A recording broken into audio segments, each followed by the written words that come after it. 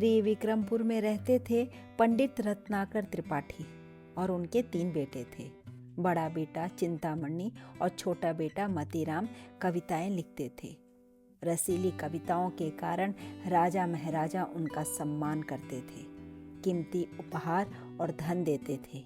लेकिन मंझले बेटे को रसीली कविताओं में कोई रुचि नहीं थी। वह वीर रस की कविताएं लिखता था। वह कहता, कवि के बुलाने पर देवी सरस्वती जब आती है तो उन्हें रसीली कविताएं ज़्यादा अच्छी नहीं लगती। उनकी थकावट तो तब मिटती है जब कविताएं वीरता और राष्ट्र प्रेम से भरी हों। मंझले की बात सुनकर लोग उसकी हंसी उड़ाते, उसे निठल्ला तक कहते। मंझला कुछ करता धरता नहीं था, इसलिए उसका नाम ही मंझला निठल्ला पड़ गया। एक दिन की बात है, मंझला खाना खाने बैठा था। दाल में नमक कुछ कम था। उसने बड़ी भाभी से कहा, भाभी दाल कुछ फीकी है, नमक तो देना। भाभी ने सोचा, मेरे पति चिंतामणि का सब बहुत सम्मान करते हैं, उन्हीं की कमाई से यह घर चल रहा है। यह मंझला तो कुछ ना करता है और मुफ्त का खाकर हाथी सा मोटा हो रहा है। मंझले की बात सुनकर भाभी चिढ़कर बोली, हाँ मंझले, तुमने बहुत सा कमाकर नमक से घर भर दिया है, अब जैसा है वैसा खा लो। भाभी की बात मंझले को बहुत चुभी। उसने थाली को वहीं छोड़ दिया और बोला, अच्छा भाभी, अब जब नमक कमा कर लाऊंगा तभी इस घर में भोजन करूंगा। कहकर वह बाहर निकल गया। बाहर तो निकल आया, मगर उसकी समझ में कुछ नहीं आया कि वह क्या करे। उसने चित्रकूट के राजा रुद्रराम सोलंकी का नाम सुन रखा था। चलते चलते उन्हीं के दरबार में जा पहुंचा। महाराज सिंहासन पर बैठे थे। मंझले ने वहां जाकर उन्हें प्रणाम किया। उनकी प्रशंसा में वीर रस में भरी कुछ कविताएं सुनाई। रुद्रराम सोलंकी ने ऐसी कविताएं पहली बार सुनी थी। वह बहुत प्रसन्न हुए। बोले, अरे तुम तो कवियों के भूषण हो, आज से तुम यहीं रहो। उस दिन से मंझले का नाम कवि भूषण पड़ गया। राजा ने उसके रहने और खान पान की व्यवस्था करा दी। चित्रकूट में कुछ दिन शांति से बीते, लेकिन बुंदेलों ने आक्रमण कर दिया। रुद्रराम युद्ध हार गए। एक बार फिर मंझला बेघर बार हो गया। वह चित्रकूट छोड़कर आगे चलते चलते औरंगजेब के दरबार में पहुंचा। औरंगजेब को भी उसकी कविताएं रास आई। उसने मंझले को जागीर देनी चाहिए, लेकिन वहां भी मंझले का मन नहीं लगा।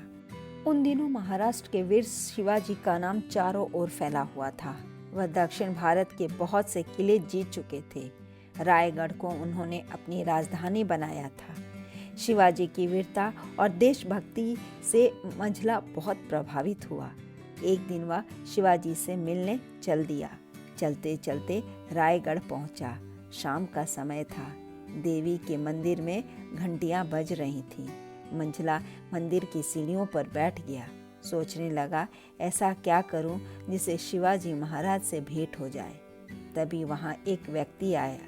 वह देवी भवानी की पूजा करके लौट रहा था। सीढ़ियों पर मंझले को सोच में बैठा देख उसने पूछा, तुम कौन हो और यहाँ क्या कर रहे हो? मंझला बोला, मन में सिर्फ एक इच्छा लिए पूरे 9 माह पैदल चलकर यहाँ पहुँचा हूँ। काश मेरी यह इच्छा पूरी हो जाती। क्या चाहते हो? उस व्यक्ति ने पूछा। मैं शिवाजी महाराज के दर्शन करना चाहता हूँ, उन्हें अपनी कविताएं भी सुनाना चाहता हूँ। मैं शिवाजी का दरबारी हूँ, तुम अपनी कविताएं मुझे सुनाओ। यदि मुझे पसंद आई तो मैं कोशिश करूँगा कि शिवाजी से तुम्हारी भेंट हो जाए। मंझला बहुत खुश हुआ। शिवाजी की प्रशंसा में उसने जो कविता लिखी थी वह सुनाने लगा। कविता सुनाने के बाद दरबारी बोला, जरा फिर सुनाओ। इस प्रकार मंझले ने एक ही कविता 18 बार सुनाई। एक ही कविता सुनाते सुनाते मंझला थक गया था। झुंझला कर बोला, अब आप कहें तो मैं कोई और कविता दूसरी सुनाऊं? मंझले की बात सुनकर दरबारी जोर से हंसा। कहा, मैंने तो यह निश्चय कर लिया था कि जितनी बार तुम यह कविता सुनाओगे उतने ही लाख मोहरे, उतने ही हाथी और उतने ही गांव दूंगा, मगर तुम तो 18 बार में ही थक गए। उस व्यक्ति की बात सुन मंझला चौंक गया। बोला, आपका परिचय? मैं ही शिवाजी हूँ। फिर मंझले को अपनी निशानी देते हुए शिवाजी ने कहा, कल इसे लेकर दरबार में अवश्य आना। शिवाजी के जाने के बाद मंझला चकित हो गया। जो कुछ हुआ वह सच था या स्वप्न? अगले दिन मंझला शिवाजी के दरबार में पहुंचा। शिवाजी ने उसका मान सम्मान किया, अपने पास बिठाया, कहा, तुम अपनी भेंट स्वीकार करो, आज से तुम यहीं रहोगे। देशभक्ति की कविताएं सुनाकर हम सबका उत्साह बढ़ाओगे। जल्दी ही मंझला रुद्रराम सोलंकी के दिए कवि भूषण के नाम से मशहूर हो गया। एक बार उसे अपने घर की याद सताने लगी। शिवाजी से आज्ञा लेकर ठाट बाट के साथ वह अपने घर की ओर चल दिया।